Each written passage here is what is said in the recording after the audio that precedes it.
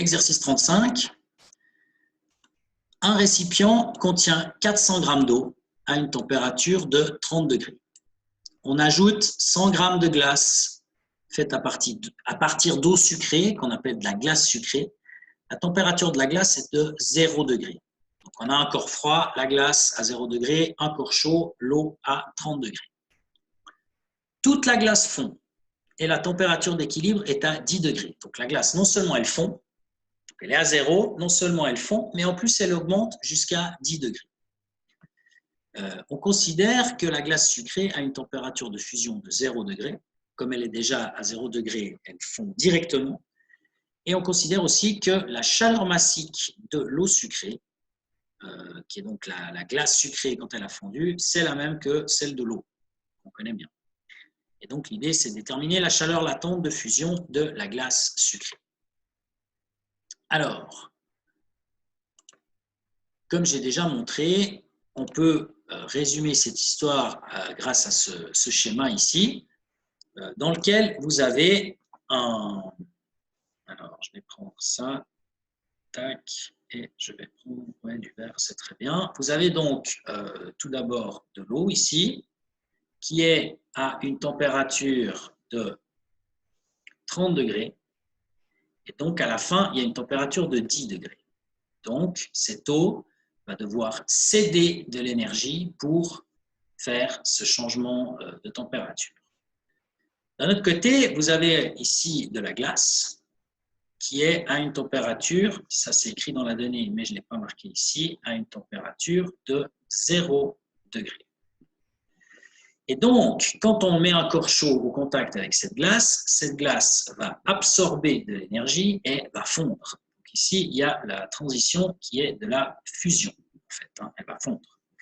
Et donc, une fois qu'elle aura fondu, eh bien, on va retrouver la même quantité, donc toujours les 100 grammes, toujours à la même température de 0 degré, parce que dans un changement d'état, il n'y a pas de variation de température, mais cette fois, on a un changement d'état, on a de l'eau et non plus de la glace. On aura de l'eau à 0 degré. Et donc, ensuite, qu'est-ce qu'il faut?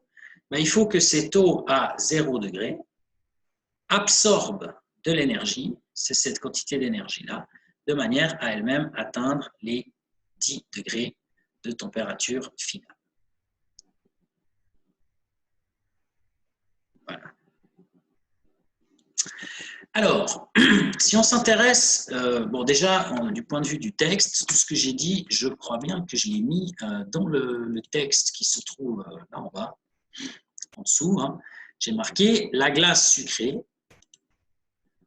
doit d'abord fondre en absorbant une certaine quantité d'énergie, changement d'état. Ensuite, sa température doit passer de 0 degré à 10 degrés en absorbant une autre quantité d'énergie. En même temps, l'eau cède une certaine quantité d'énergie pour que sa température descende de 30 degrés à 10 degrés.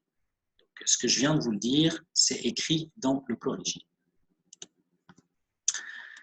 Alors, par quoi on commence? Eh bien, on commence par étudier le comportement de la glace qui devient de l'eau, c'est-à-dire toute cette partie-là, en fait. Alors, cette partie-là, on peut faire un petit schéma, en fait. On a donc, il l'a effacé, c'est très bien. Alors, on peut donc représenter la situation de la manière suivante. On va prendre une petite flèche, voilà. On a ici, non, c'est l'inverse. On a ici, tac, la température. Ici, le temps qui passe. Donc ça, on va l'écrire. Ça, c'est le temps. Et ça, c'est la température. Tout d'abord, on est à 0 degré et on a de la glace. Alors, qu'est-ce qui va se passer? Eh bien, cette glace, elle doit, dans un premier temps, fondre. Donc, quand elle acquiert, elle absorbe de l'énergie, elle reste à la même température qui est de 0 degré. Je n'ai pas marqué les unités, en fait, ici, ce qui n'est pas normal. Pardon, hop. Donc, les unités, ce sont évidemment des degrés. Une fois, donc ici, on n'a que de la glace. Là, au tout début, on n'a que de la glace. Là, on a un mélange eau-glace. Et quand on arrive ici, toute la glace a fondu. Donc, on a de la glace fondue. Et la glace fondue, comme vous le savez, c'est égal à de l'eau. Alors ensuite, cette eau, qu'est-ce qu'elle doit faire? Elle doit augmenter sa température. Je vais faire ça en rouge, voilà. Elle va augmenter sa température. Donc, c'est qu'une fois qu'elle a complètement fondu qu'elle va augmenter sa température, et ceci jusqu'à une température, jusqu'à une... je vais faire ça, je sais pas, en rose, hein, on va dire, jusqu'à... Voilà.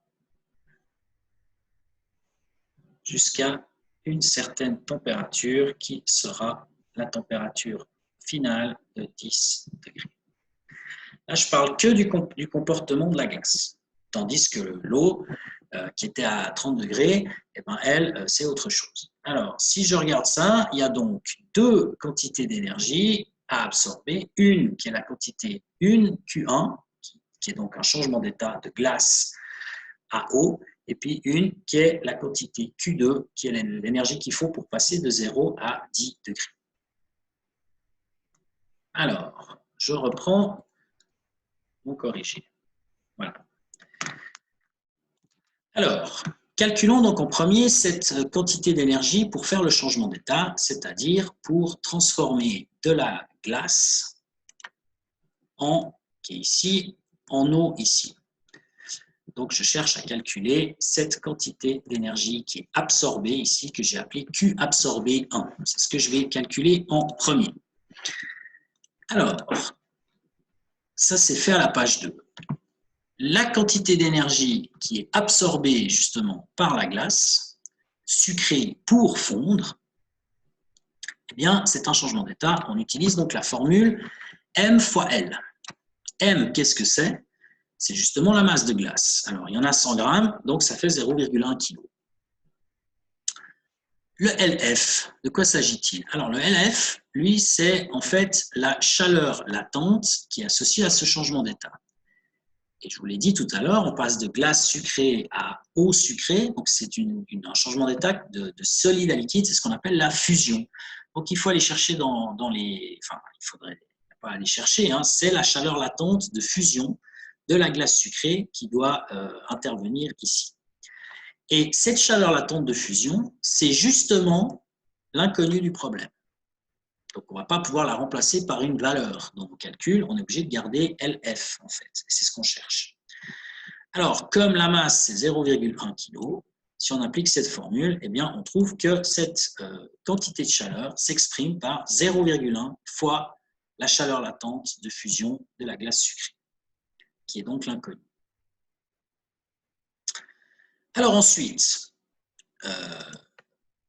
on va exprimer, et là, cette fois, on pourra la calculer, l'énergie absorbée par cette glace qui a fondu, donc de l'eau sucrée, en fait, qui se trouve à une température de 0 degré, et on veut la faire passer à la température finale de 10 degrés. Donc, sur le schéma que je vous ai fait tout à l'heure, c'est la pente ascendante, c'est ce qui monte, pour passer de 0 degré à 10 degrés. Alors ça, c'est plus un changement d'état, parce qu'on a cette fois de l'eau, qui va donc augmenter sa température. Alors, on doit appliquer cette formule. Mg, qu'est-ce que c'est? C'est la masse d'eau qui était avant de la glace, donc c'est pour ça que je l'ai appelé Mg, et qui correspond en fait aux 100 grammes de glace qu'il y avait tout à l'heure, donc les 0,1 kg.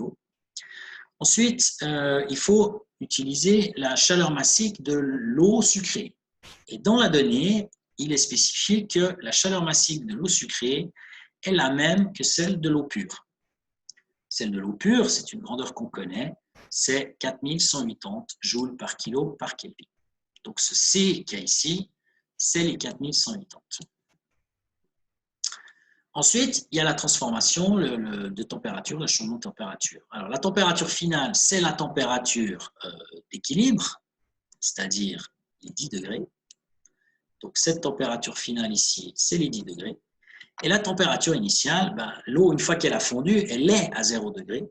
Donc sa température, je parle d'eau sucrée, hein, elle est à 0 degré. Donc sa température initiale, j'ai marqué G comme glace fondue en fait. Hein, donc c'est 0 degré. Donc on a ici 0 degré. Alors, si on fait maintenant le calcul de tout ça, eh bien, c'est ici, voilà, en bas.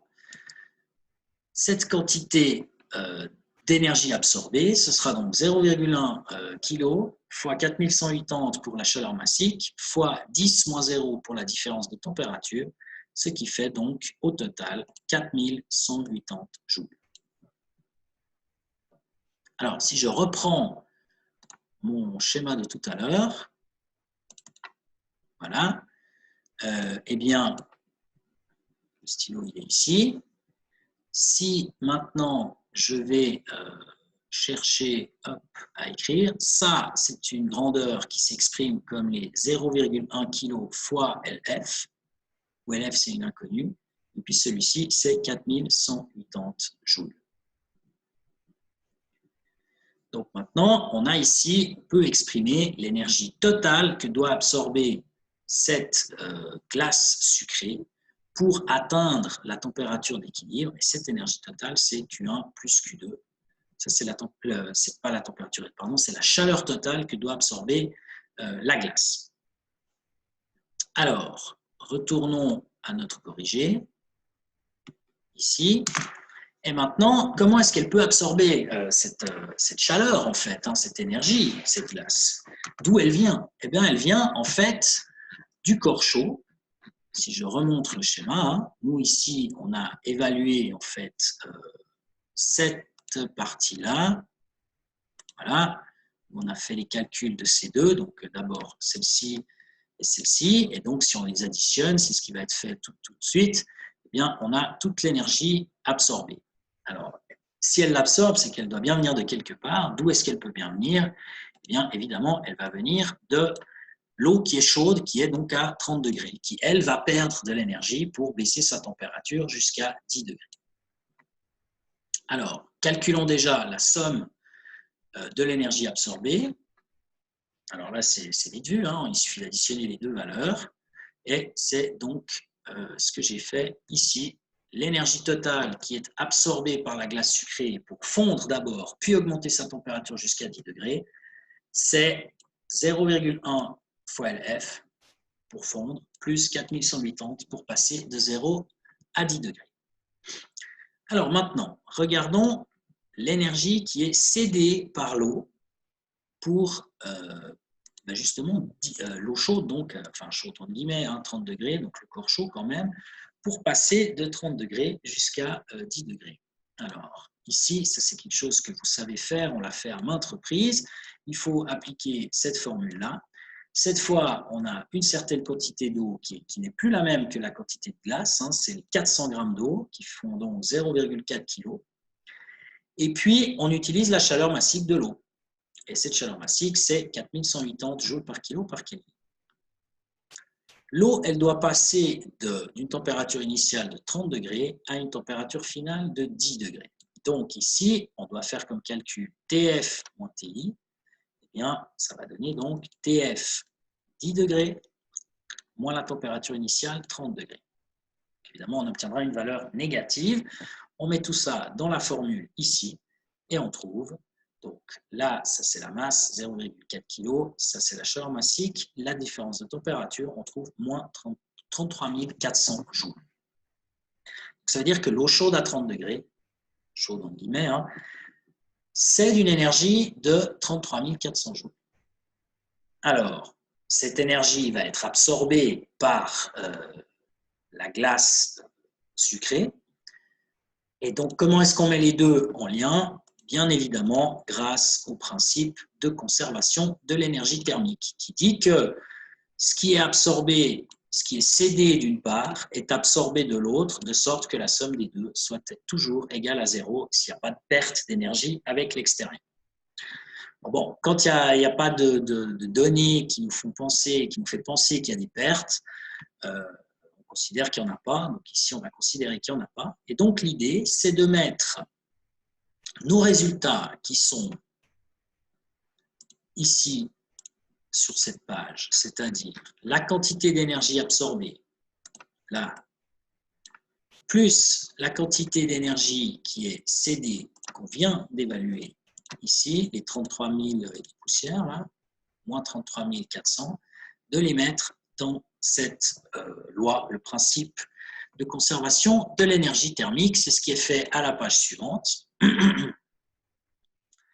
Alors, ça, c'est l'énergie absorbée par la glace pour fondre.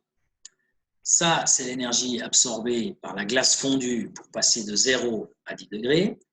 Et ça, c'est l'énergie cédée par l'eau de 30 degrés pour aller jusqu'à 10 degrés. On a une équation avec une seule inconnue, LF. C'est tout à fait dans nos cordes. On va pouvoir résoudre ça de manière assez facile. Alors, la première étape, ça consiste à enlever les parenthèses. Donc, 0,1 LF, on garde, plus 4180, on garde. Et là, donc, on a plus moins 33 400, donc moins 33 400. Si vous sortez votre calculette et que vous faites 4180 moins 33 400, vous allez trouver moins 29 260. Vous avez cette équation, 0,1 LF moins 29 260 égale 0. Maintenant, ce qu'on fait, c'est qu'on passe ce terme ici, hop, de l'autre côté, et donc on trouve 0,1 LF égale 29 260. Donc finalement, comme on cherche la chaleur latente de fusion de l'eau, c'est-à-dire le LF qu'il y a ici, on divise simplement par 0,1, c'est ce qui a été fait ici, et on trouve donc comme résultat final une chaleur latente de fusion de 29 260 divisé par 0,1, ça fait 292 600 joules par kilo, que j'encadre en ce moment. Donc ça, c'est la réponse. Alors maintenant, on peut quand même se dire, est-ce que cette réponse est correcte ou fausse, hein? Eh bien, on a quoi ici? On a ici de la chaleur latente, c'est la chaleur latente de fusion de l'eau sucrée, de la glace, pardon, chaleur latente de la glace fondue, de la glace sucrée, pardon. Chaleur latente, voilà, de fusion. Alors, si c'est de la glace sucrée, bon, c'est de la glace sucrée, mais c'est de la glace sucrée, donc c'est de la glace avec un peu de sucre. Donc, normalement, cette valeur ici, elle ne devrait pas être trop éloignée de la chaleur latente de fusion de la glace. Alors ça se vérifie en fait. Hein. Ça se vérifie comment? Eh bien, en allant dans les tables numériques et en cherchant la chaleur latente de fusion de la glace. Alors ça, vous pouvez regarder ici, hein, là on a le tableau avec les chaleurs latentes ici, de fusion et de vaporisation. Donc la glace, c'est de l'eau, et donc on s'intéresse à la fusion, hein, c'est-à-dire au passage de glace à eau, de solide à liquide. Et donc on voit que cette chaleur latente de fusion, elle est de 3,3 fois 10 puissance 5 joules par kilo. 3,3 fois 10 puissance 5. Alors, 3,3 fois 10 puissance 5, si je retourne à mon corrigé, c'est assez proche de la valeur qu'on a obtenue, parce qu'en fait, 3,3 fois 10 puissance 5, ça fait 330 000 joules par kilo. Et nous, on a obtenu 292 600. Donc, ça veut dire que c'est un petit peu plus faible, mais disons, l'ordre de grandeur, il est carrément bon, hein, puisqu'on a, voilà, grosso modo, à vue de nez, il y a environ 10% d'écart, hein, je dirais, comme ça, en calculant un peu à la va-vite, environ 10% d'écart entre les deux valeurs. Donc, c'est complètement plausible d'obtenir ça, étant donné que ici, on n'a pas exactement de la glace qui est donc de l'eau pure, mais on a de l'eau avec du sucre. Donc, le sucre va probablement s'immiscer dans les liaisons entre les molécules d'eau. Et donc, du coup, ce sera probablement plus facile à casser les liaisons qu'il y a entre les molécules d'eau. Et donc, c'est pour ça qu'il y aura probablement besoin de moins d'énergie pour faire fondre l'eau sucrée que si c'était de l'eau toute seule.